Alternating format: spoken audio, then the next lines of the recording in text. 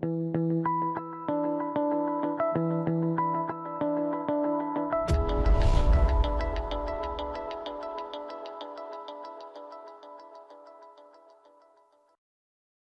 guys, it's Andrew Grove, aka This Passing, making another replayer video on behalf of CardRunners.com. And my first replayer video of this year was about single raise pots in the big blind. So this one is going to be about single raise pots from the button.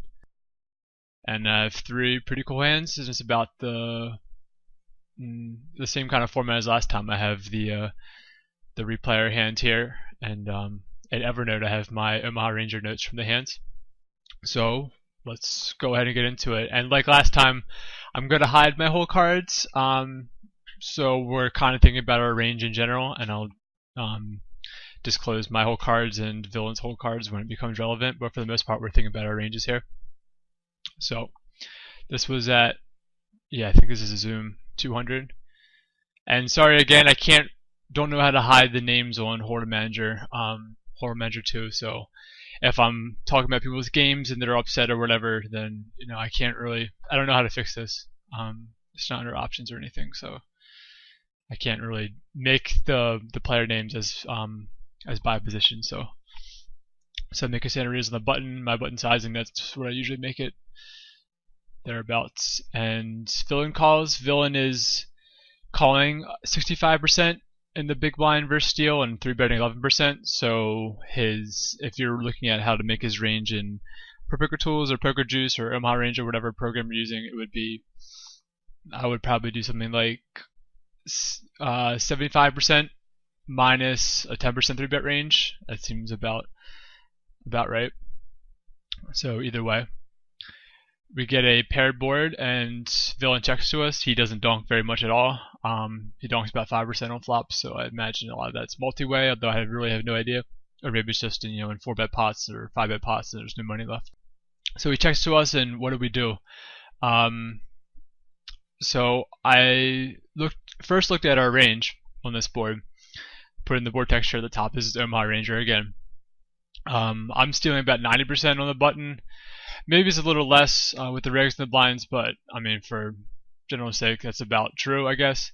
And I just looked at what our range is on the flop with in terms of strong value hands. So I made about four different classes of hands, as you'll see in a second.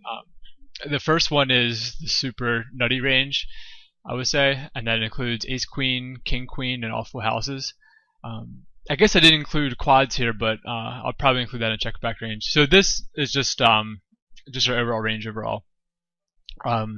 Second range is like a set minus, and a set here means trips are better. So that would be, trips on this board is the same thing as a set. So that does not include ace queen, king queen, or full houses. So like queen jack 10 9 8. No, is that a 5-card hand? Queen jack 10 9. Yeah, that's 4-card. I don't play 5-card PLO, but yeah. And then just over pairs like aces and kings. And as you can see, we have about the same amount of sets that aren't super nutty and over pairs as we do our super nutty hands. So that's one way we can consider splitting up our range here if we want to have like betting more polarized and checking back kind of